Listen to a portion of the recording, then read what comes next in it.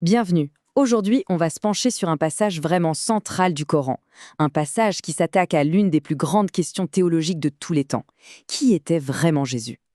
Alors, la question qui a traversé les siècles, c'est celle-ci. Jésus, était-il un prophète ou une divinité?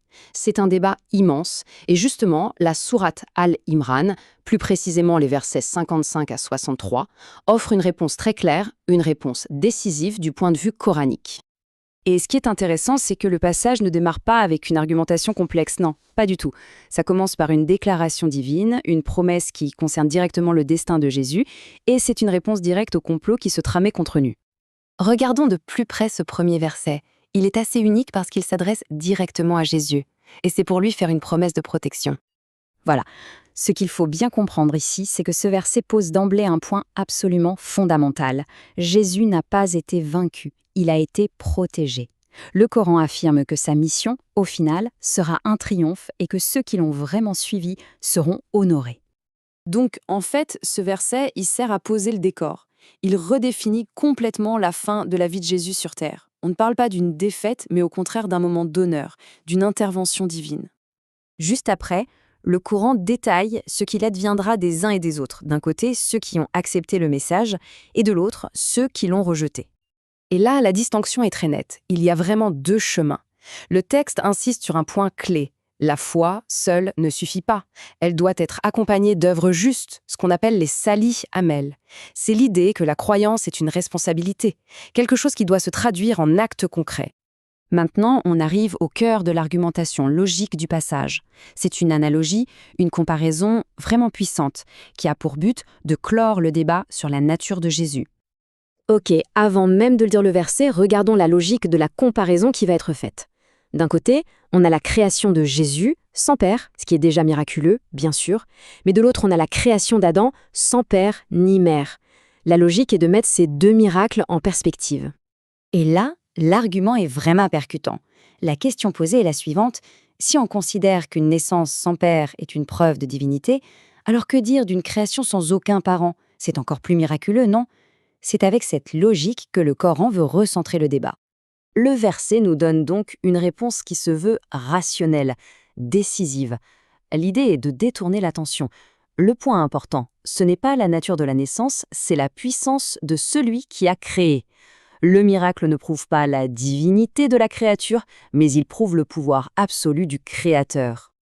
D'accord, mais et si la logique ne suffit pas? Que faire quand les arguments rationnels n'arrivent pas à convaincre? Eh bien, le Coran propose une dernière étape, un défi spirituel cette fois, qui est extrêmement profond. Ce défi a un nom, la mubahéli. Et attention, ce n'est pas juste une figure de style ou une tactique de débat. C'est un acte d'une gravité immense. C'est vraiment le dernier recours, un geste qui montre qu'on a une conviction absolue, totale, en sa propre vérité. Et pour bien mesurer la gravité de la chose, il ne s'agit pas juste de venir seul. Non, il faut rassembler sa famille, ses femmes, ses enfants, et ensuite invoquer la malédiction de Dieu sur celui qui ment. On met en jeu ce qu'on a de plus cher comme preuve de sa sincérité. Personne ne ferait ça à la légère. Ce verset a une histoire. Il a été révélé lors d'un débat bien réel avec des chrétiens de la ville de Najran. C'est pour ça qu'il est vu comme un moment historique, une démonstration de foi absolue, une confiance totale dans le message. On voit bien la signification. C'est le test ultime de la sincérité. On passe du débat intellectuel, des mots, à la conviction spirituelle la plus profonde. C'est le genre de défi que seul celui qui est absolument certain de sa cause oserait lancer. C'est l'argument final quand il n'y a plus rien à dire. Bon, arrivons maintenant à la conclusion du passage. Les derniers versets viennent tout résumer pour qu'on comprenne bien le but de toute cette démonstration. Et pour bien insister sur le fait qu'il ne s'agit pas d'une fable, le Coran utilise une expression très précise. El-Qasasul el-Haqq. Ça veut dire le récit véridique, la véritable histoire. Le message est donc très clair. Ce qui vient d'être raconté n'est ni un mythe, ni une légende. C'est présenté comme un fait, un récit authentique. Et ce récit a un but bien précis.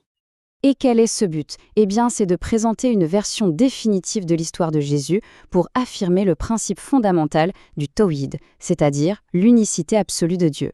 Tout le passage, depuis la promesse jusqu'au défi, tout ça converge vers une seule et même idée, il n'y a qu'un seul Dieu. Au final, ce passage nous laisse réfléchir.